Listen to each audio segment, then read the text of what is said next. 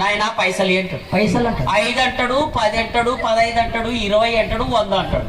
అడిగి పైసలు ఇస్తున్నావా? నేను ప్రతిరోజు కొడుకు దొంగతనం చేస్తున్నాడా? దొంగతనం చేయడు, దొంగతనం లేదు. మాది నేతులాగే వంశం సార్, బూతులాగే వంశం కాదు. మరి సరే, మీ పిల్లవాడు డబ్బులు అడిగితే ఇస్తున్నావు. ప్రతిరోజు 5 ఇస్తా, 10 ఇస్తా, 20 ఇస్తా, 100 ఇస్తా సార్. వారు డబ్బులు తీసుకుపోయి వెంకటేశ్వర్లు సార్ చేతులు పెడుతున్నాడు అని నాకు డౌట్ వచ్చి నీ దగ్గరికి వచ్చిన.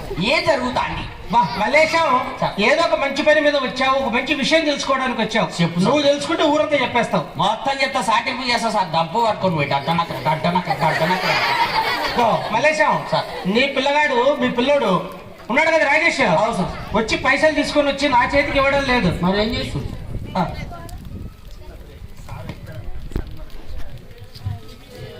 వాడు ఉన్న పైసలన్నీ మల్లేశం సారు సమయం లేదు, మీరు మళ్ళీ నాకు క్లాస్ టైం అవుతుంది. సరే సారు, పొదుపు చేస్తున్నారు కదా మా పిల్లలు పొదుపు చేస్తున్నారు కదా బ్యాంక్ అని పెట్టి, వాళ్ళకే ఉపయోగం సార్ చెప్తున్నాను. నాకు ఒక ఆలోచన కలిగింది. ఒకనొక సమయంలో రిజర్వ్ బ్యాంక్ ఆఫ్ ఇండియా వారి యొక్క కార్యక్రమానికి వెళ్ళడం జరిగింది. అక్కడ ఆర్థిక సమ్మేళనం అనేటువంటి ఫైనాన్షియల్ లిటరసీ అవేర్నెస్ క్యాంపులో నేను వినడం జరిగింది. అలాంటిది మా స్కూల్లో ఏర్పాటు చేస్తే బాగుంటుందన్న ఉద్దేశం చేత ఆ తర్వాత రావడం, ఇక్కడ హెడ్ మాస్టర్ గారి చేత, నా తోటి అధ్యాపకుల చేత చర్చించి దాన్ని ఇక్కడ అమలు చేయడం జరిగింది.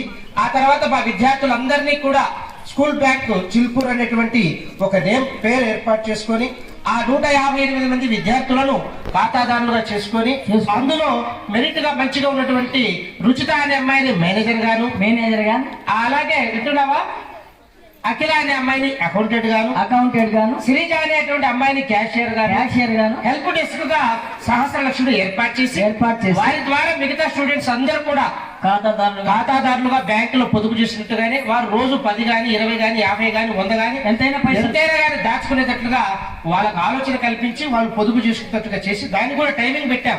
వాళ్ళ చదువుకి ఇబ్బంది లేకుండా ఉదయం 9 నుంచి 9:30 లోపు, మధ్యాహ్నం 1 గంట నుంచి 1:30, సాయంత్రం 1:45, సాయంత్రం 4 నుంచి 4:15 నుంచి 4:45 వరకు ఈ సమయాల్లో వాళ్ళ ఆర్థిక లావాదేవీలు ఇక్కడే మన స్కూల్లోనే ఒక స్కూల్ బ్యాంక్ చిలుపూరుగా ఏర్పాటు చేసుకొని కార్యక్రమాలు చేస్తారు. వాళ్ళు దాచుకునే డబ్బులు హైయెస్ట్ గా వైశాలి అనే అమ్మాయి కూడా అధిక మొత్తంలో డిపాజిట్ చేయడం కూడా జరిగింది. 4,777 రూపాయలు, ఒకరు 3,900 దాకా డిపాజిట్ చేస్తారు. అసలు ఎప్పుడన్నా దాచుకున్న వారా?